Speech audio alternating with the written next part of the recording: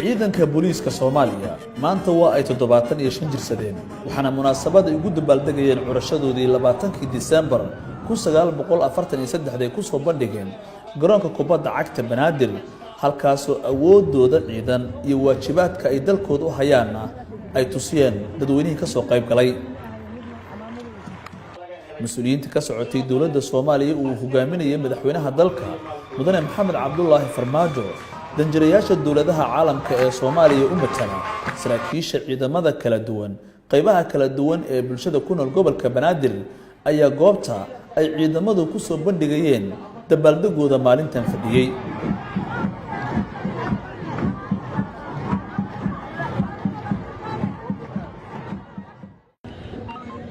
inta uu socday fantasiyaha ciidanka booliisku ay soo bandhigayeen ayaa si weyn waxa uga dhex muuqday waajibaadka shaqo ay kala leeyihiin hogaamada kala duwan ee ciidanka booliiska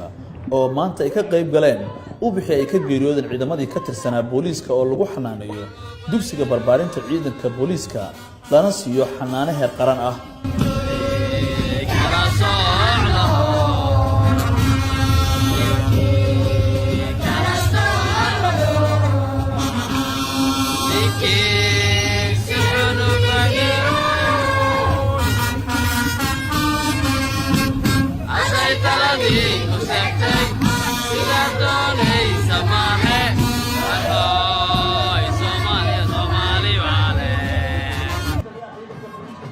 قاعد كعيار سوى الأسود شيء تدوينه يمسؤولين مناسبة الجوب و أها أي عندما الجوب تنقص بندقين هذا أهان لهاين كوحها باند موسيقى ده هو إسبورتيكا والرضا قيبها كلا دوان عيد كبوليس كدلكا مدحوينها دلكا مدن محمد عبد الله فرماجو أيها بريكو أدن ورشاد عيد كبوليس كأدري وحنا مدحوينه intaas uu ku daray in dawladda uu hogaamiyo ay dhismaha ciidanka booliiska iyo guud ahaanba ciidanka qalabka siyaasiyiin doonto ahmiyadda ugu sareysa isagoo kula dardaarmay saraakiisha iyo ciidanka booliiska kasbashada shacabka Soomaaliyeed inay ciidanka booliisku u maraan kor u qaadista cadaaladda waxa leeyahay hambaliyo guud ahaan saraakiisha xigeenada gabdhahooda iyo qoysaskooda meel kasta ee Soomaaliya ciidamada booliiska Soomaaliyeed waa hooyadii ciidamada qalabka sida waxaan doonaynaa inaan ciidanka booliiska qaranayno oo aan u dhamaystirno agabka iyo wax alla wax u baahan yihiin sida maanta ku aragteen bandhigii halkan ay booliisku soo dhigeen intaasna waa tusaale kooban weyn waxaa intaas dheer inaan xaqiijino xuquuqdooda inaan xaqiijino oo ciidanka booliiska iyo guud ahaan ciidanka qalabka sida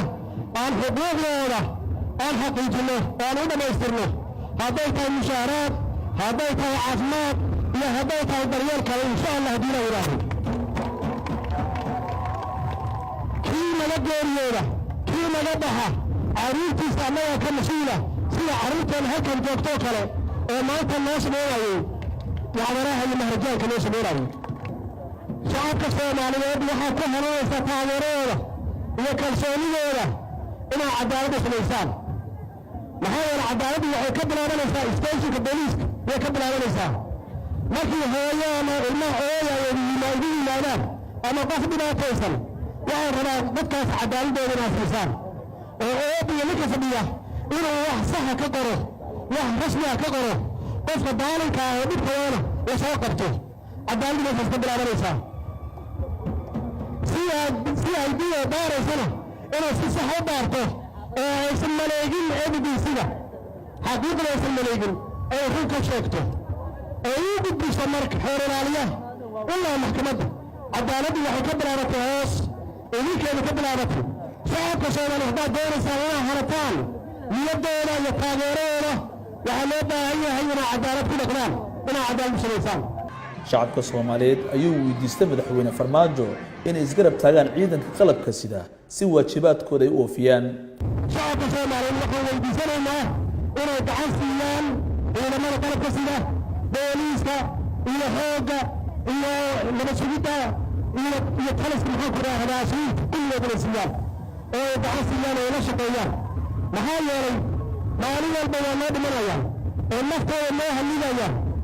waxaa la doonayaa marka annagana inaan garab ku siino si hawshooda aan ugu fuudeyno 75 sano kadib ciidanka booliiska Soomaaliyeed waxay soo fadhigeen cudud ciidan oo ay ka muuqatay kobac iyo tababar heerkiisu aad u sareeyo taasoo marka laga hadlayo amniga gudaha dalka muwaadiniinta Soomaaliyeed u bidaaminaysa rajo istifaala amni muuqda oo la isku halayn karo Ali Baashi Cabdullaahi warbaahinta qaranka garoonka kubadda cagta ee Banaadir